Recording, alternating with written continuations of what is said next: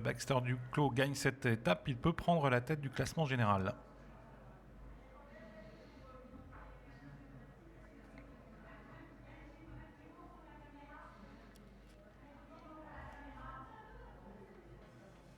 Allez, on se dirige vers une nouvelle tentative de départ. Cœur Baroque donc qui va devoir s'élancer derrière un autre concurrent.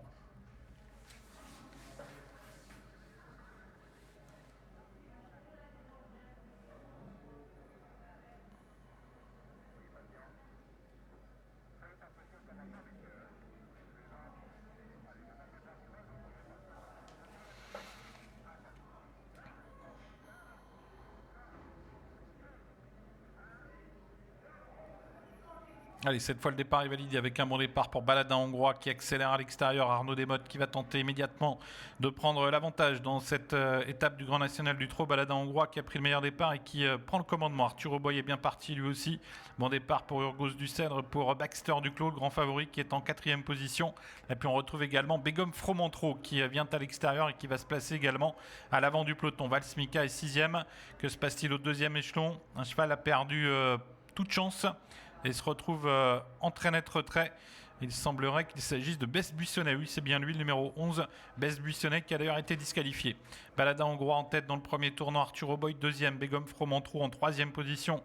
Urgos du Cèdre, Kazakh jaune à la corde est 4e, accompagné par le grand favori Baxter Duclos, suivi par Violine Mourotez avec Valsmika dans un peloton qui s'étire beaucoup en longueur. Signe que l'allure doit être tout de même assez sélective en tête. Cœur Baroque est à mi-peloton. Bugsy Malone est pour l'instant à l'arrière-garde avec également en queue de peloton un nuage d'osmose, le numéro 13. Bout de la ligne d'en face, bientôt, et le deuxième tournant qui va être abordé en tête par Baladin hongrois qui fait du train, suivi par Arthur Auboy, avec ensuite au centre Begum Fromentro qui amène dans son sillage Baxter Duclos, le grand favori. À la corde, il y a toujours Urgos du Cèdre. Violine Mourotez est à la corde, Valsmika au centre, suivi encore par Voélan le numéro 3, par Cœur Baroque le numéro 2. Et voilà Bugsy Malone qui quitte maintenant l'arrière du peloton et qui progresse à l'extérieur et qui vient très vite. Bugsy Malone, il est lancé par Yoann Le Bourgeois et va tenter de rejoindre les animateurs. Baxter Duclos a réagi, Jean-Michel Bazir n'a pas voulu rester derrière Begum Fromentro et Baxter Duclos est au galop. Oh là là, il est toujours au galop, Baxter Duclos. Le grand favori toujours au galop. Là, c'est la catastrophe là, pour Jean-Michel Bazir et Baxter Duclos qui va sans doute être disqualifié dans quelques instants. Bugsy Malone poursuit son effort et vient rejoindre bientôt Baladin hongrois. Le 6 est disqualifié. Baxter Duclos, coup de théâtre à mi-parcours avec l'élimination du grand favori sur une faute.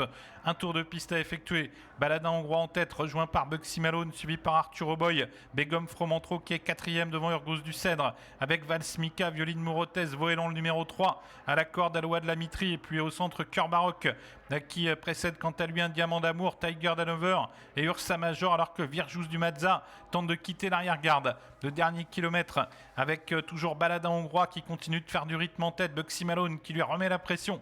Bugsy Malone qui porte une attaque à Baladin hongrois qui contre pour l'instant son rival. Arthur Auboy est toujours 3e, suivi par Begum Fromentro et Urgos du Cèdre. Il y a une grosse bataille en tête dans la ligne d'en face. Bugsy Malone qui continue de mettre la pression sur Baladin hongrois et Bugsy Malone qui va peut-être réussir à déborder son rival. Bugsy Malone passe en tête dans le tournant. Bugsy Malone en tête. Baladin hongrois est 2e, Arthur Auboy 3e. La course est extrêmement sélective et le peloton vole littéralement en éclats. Urgos du Cèdre est à la corde, Begum Fromentro à la corde. Valsmika tente de refaire du terrain et Bugsy Malone maintient la pression en tête. Mais attention car Baladin hongrois se relance avec Bugsy Malone en tête, mais Baladin hongrois qui va peut-être revenir l'attaquer. Bugsy Malone qui a l'avantage, mais Baladin hongrois revient très fort. Bugsy Malone devant Baladin hongrois, 200 mètres du poteau. Bugsy Malone qui reproduit une nouvelle accélération et qui reprend du champ avec Baladin hongrois. Attention à Violine Mourotez qui termine très vite.